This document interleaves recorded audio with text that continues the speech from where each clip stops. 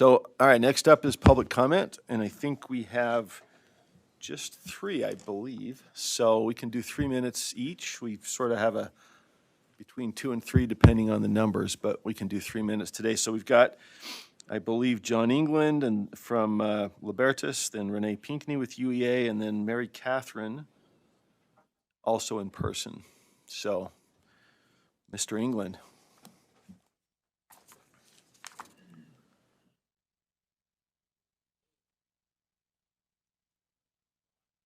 You have to push the button. Speak. Oh, it says it right on the device.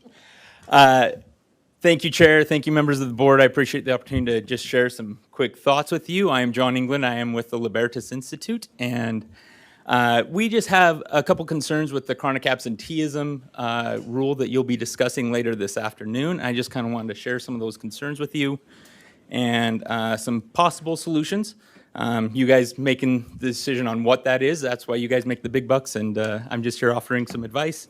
But I did send an email to all of the board members with some of these same ideas. I was part of the Legislative Advisory Committee with Representative Johnson and Deputy Norman that came up with HB 400. I also worked with Deputy Norman and Representative Johnson on it to try to ensure some of these same points that we're adding there. And so I appreciate the opportunity to work with them during the session. One of the main themes that came through that committee work and our work during the session was a desire to help individual students and not to punish students and families for absenteeism. There's a wide variety of why students are absent from school, and rarely did I see in my time, so I'm actually a former elementary teacher and principal, and rarely during my time did I see that using punishment actually helped improve absenteeism. So the inclusion of compulsory education and truancy procedures in the rule give the appearance that the board is focused on punitive enforcement rather than encouraging strategies that help students. And while I do not think that's the intent of any of the board members here, that it may be helpful to make it clear in the rule for both the benefit of parents and LEAs that that is not their intent. And this could be done by adding language to the definition of chronic absenteeism that clarifies that a student can be chronically absent without violating compulsory education laws, and that clarifies that LEAs should avoid punitive measures in hopes of improving attendance. So thank you for your time, and I appreciate the opportunity to speak. Thank you very much. Renee Pinkney with UEA. There we go. I always struggle with the mics. I'm going to stay back here. Thank you very much for having me today. And I want to thank all of you for your time and attention to the amendments to R277607, the attendance promotion and chronic absenteeism prevention. When I visit schools, I ask our educators how they're doing. Is this year better than last year? What are their challenges? And without fail, it doesn't matter if it's elementary or secondary, chronic absenteeism is something that all of our educators are very concerned about, and they want to be able to understand how to help and why students are not coming to school. And that's something that I experienced in my classroom as well. And it seemed to all start prior to COVID, but then was exacerbated after that. And as you are aware, and teachers are painfully aware, students can't learn if they aren't in school. And as just mentioned, there are many reasons why students don't attend school. And most of us believe that every child, no matter their color, their background, where they live in Utah, who they are, has the right to a safe, supportive, and well-resourced classroom that is welcoming and fosters a strong sense of belonging. Parents need to be partners with our educators to ensure their students' needs are being met. Teachers and parents working together is a natural partnership. It always has been, and it always will be, in order to reach our mission to educate every single child. We know that our students and their families need to feel part of their neighborhood public school community. HB 400 directs local education agencies to include certain evidence-based strategies for children as part of their efforts to reduce student absenteeism.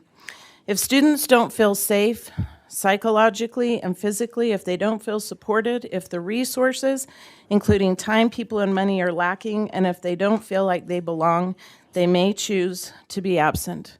Some students fear being bullied or harassed, and that may surpass their desire to learn. We need an approach that addresses and celebrates every child, an approach that supports the family. Student success is at the heart of everything we do. Let's make sure that our students and educators can thrive and reach their full potential. I appreciate you and what you do for our public schools. Thank you. Thank you, Renee. Mary Catherine?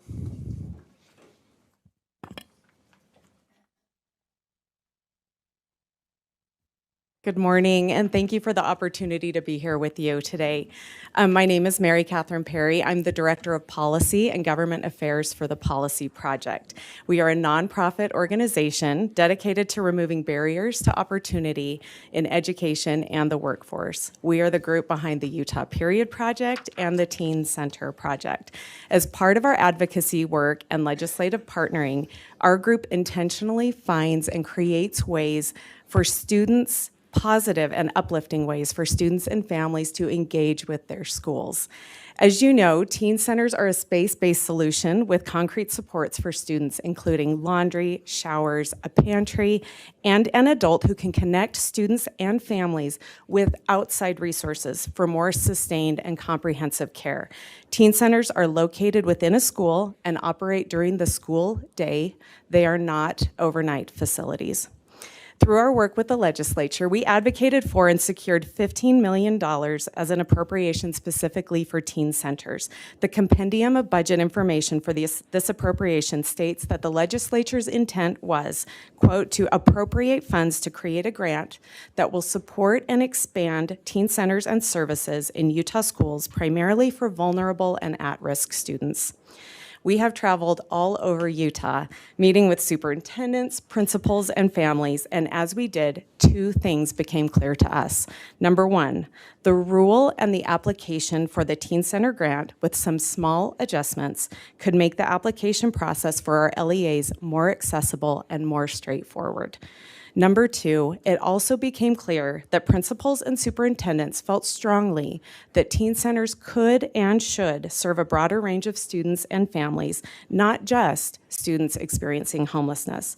Often, vulnerable and at-risk students aren't technically classified as homeless, but lack basic resources and support at home to ensure their success. We appreciate your service and attention to this new appropriation of funds for teen centers. Superintendent Dixon and her staff have been incredibly supportive, and their knowledge and expertise on this has been invaluable. We believe teen centers are critical.